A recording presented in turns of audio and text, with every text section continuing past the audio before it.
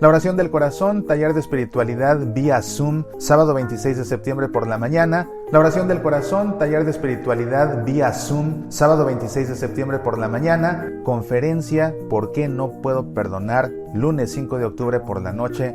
Conferencia, ¿por qué no puedo perdonar? Lunes 5 de octubre por la noche. Ambos impartidos por tu servidor Mauricio Pérez. Más informes e inscripciones en el sitio semillasparalavida.org. Medita, aprende, apasionate por nuestra fe.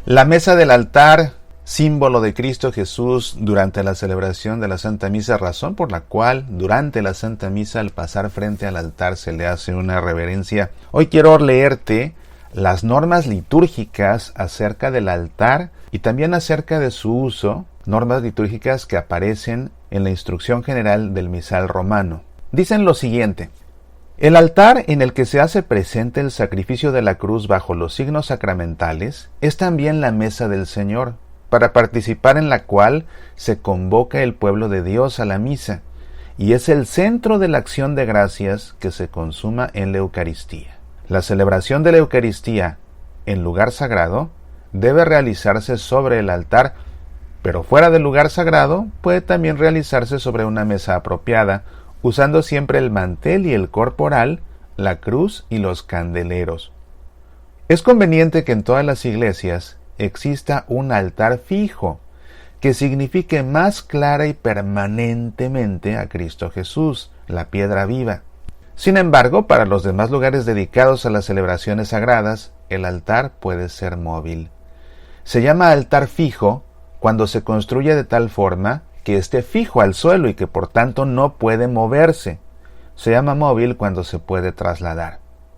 Construyase el altar separado de la pared, de modo que se le pueda rodear fácilmente y la celebración se pueda realizar de cara al pueblo, lo cual conviene que sea posible en todas partes. El altar, sin embargo, ocupe el lugar que sea de verdad el centro hacia el que espontáneamente converja la atención de toda la asamblea de los fieles, según la costumbre, sea fijo y dedicado. Dedíquese el altar, tanto el fijo como el móvil, según el rito descrito en el Pontifical Romano. Adviértase que el altar móvil solo puede bendecirse. Según la costumbre tradicional de la Iglesia y por su significado, la mesa del altar fijo debe ser de piedra y ciertamente de piedra natural. Sin embargo, puede también emplearse otro material digno, sólido y trabajado con maestría, según el juicio de la Conferencia de Obispos. Pero los pies o basamento para sostener la mesa pueden ser de cualquier material con tal de que sea digno y sólido.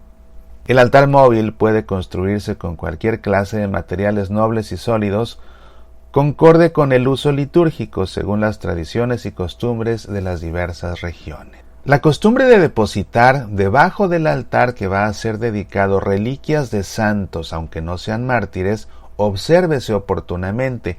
Cuídese, sin embargo, que conste con certeza de la autenticidad de tales reliquias. Es preferible que en las iglesias nuevas que van a ser construidas se erija un solo altar, el cual signifique en la asamblea de los fieles un único Cristo y una única Eucaristía de la iglesia. Sin embargo, en las iglesias ya construidas, cuando el altar contiguo esté situado de tal manera que vuelva difícil la participación del pueblo y no se pueda trasladar sin detrimento del valor artístico, construyase otro altar físico, artísticamente acabado y ritualmente dedicado, y realícense las sagradas celebraciones solo sobre él.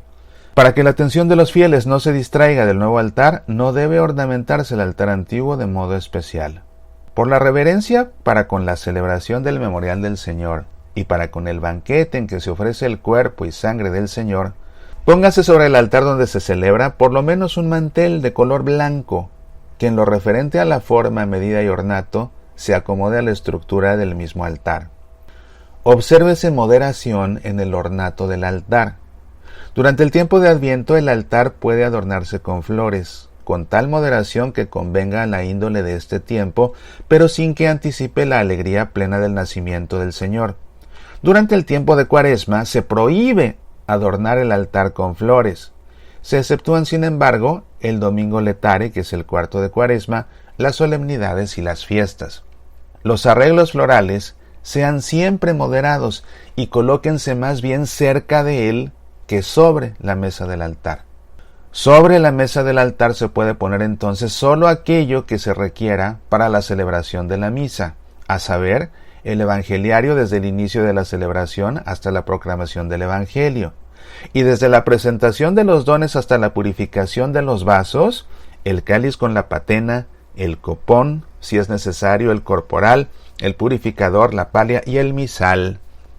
Además, dispóngase de manera discreta aquello que quizás sea necesario para amplificar la voz del sacerdote.